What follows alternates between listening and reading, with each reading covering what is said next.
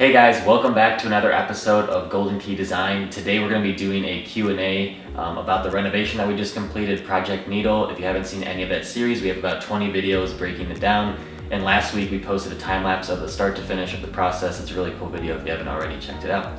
So let's get started. So the first question is, what do you do for a living? So we both have accounting degrees.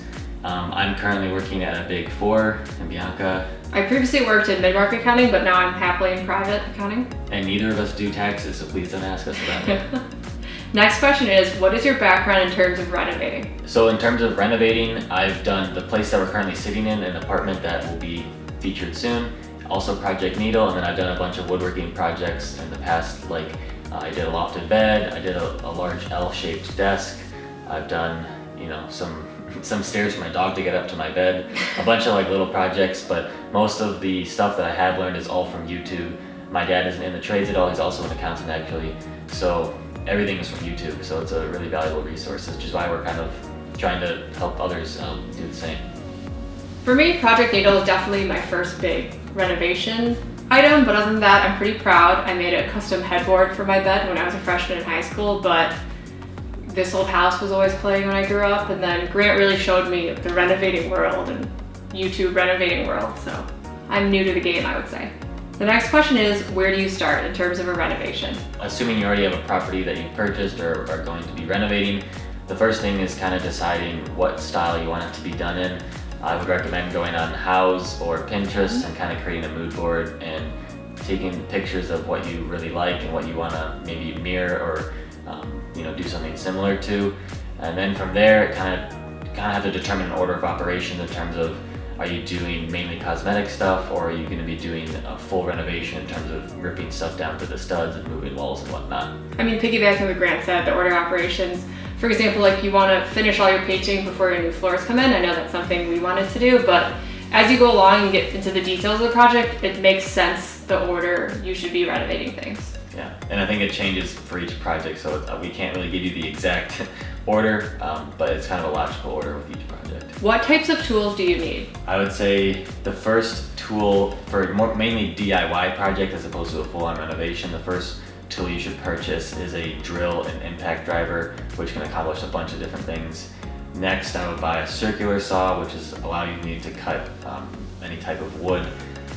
And then those are kind of the first things I'd use, and as you need new tools, you can go and purchase new tools. I wouldn't just buy a bunch all at the start. You kind of amass them over time. Some more bigger purchases that I recommend once you get into more renovations would be an air compressor and a nail gun. Those go a long way because you can be installing a lot of different trim, and the nail gun is super helpful. And eventually maybe working your way up to a table saw to rip down large sheets of plywood and whatnot. And maybe a miter saw as well, but those last two are kind of larger purchases that I wouldn't buy until you have the need to buy them. On top of that, if you're not doing a renovation, but maybe I've had a little bout of liking flipping furniture, and Grant actually gifted me a drill and a power sander, and those two tools you can do a lot of smaller projects, I would say, with that, and they're a great place to begin with. Yeah, I forgot to mention an orbital sander is also really helpful, especially if you're going to be doing refinishing work, especially with wood and stain and polyurethane, that sort of thing. Have you done any projects other than Project Needle? Yeah, I kind of touched on it earlier. The place that we're currently sitting in is a 4-bedroom, 2-bath apartment that I completed before Project Needle. Then we did Project Needle, and those are the two main renovations, which Bianca helped on this one that we're sitting in now.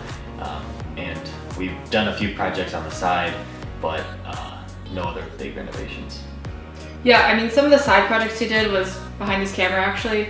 I found when Grant was decorating his place, a circular mirror with a floating shelf, and it got so much popularity on Facebook Marketplace. I was like, Grant, we could build this. So we were like, well, why not? Let's try it. We built, I think, 12 or 13, and just resourcing the materials, building it, and everything inside of Facebook Marketplace was a fun little summer project we did.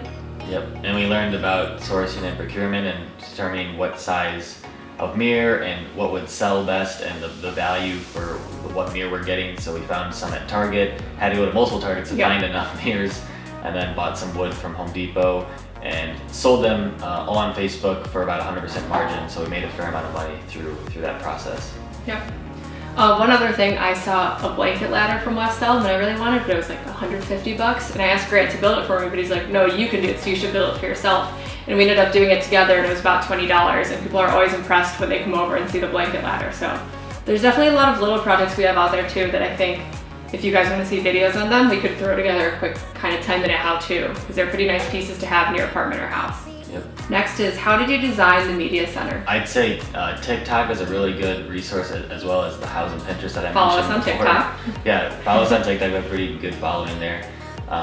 But they have a really good community for DIYers and house renovations and new construction. You can get a lot of inspiration from the app, actually. There's a lot of good content on there, like very professional people, as well as younger people like us, kind of learning and getting into the game.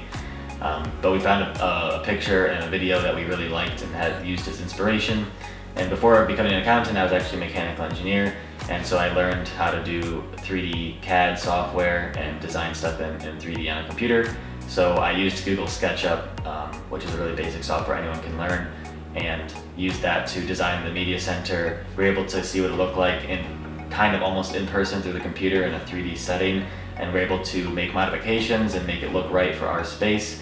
And then once we got into the building phase, we were able to know that we were doing the right things and doing the right steps and not kind of guessing as we went along. So that really helps out if you have the skills to do so. Next is, how do you know each other? We first met at University of Illinois. We both went there, and it was junior year because I had just transferred in, and we were actually in the same accounting class. We didn't know each other yet, but we knew of each other. Grant sat in the front, I was in the back. I knew Grant as the guy who answered all the questions. But we actually ended up being in the same honor society, and we became friends through there. And then our friendship extended, and here we are. The rest is history. Yeah. Next is, would you ever do this full time? Eventually, I'd like to.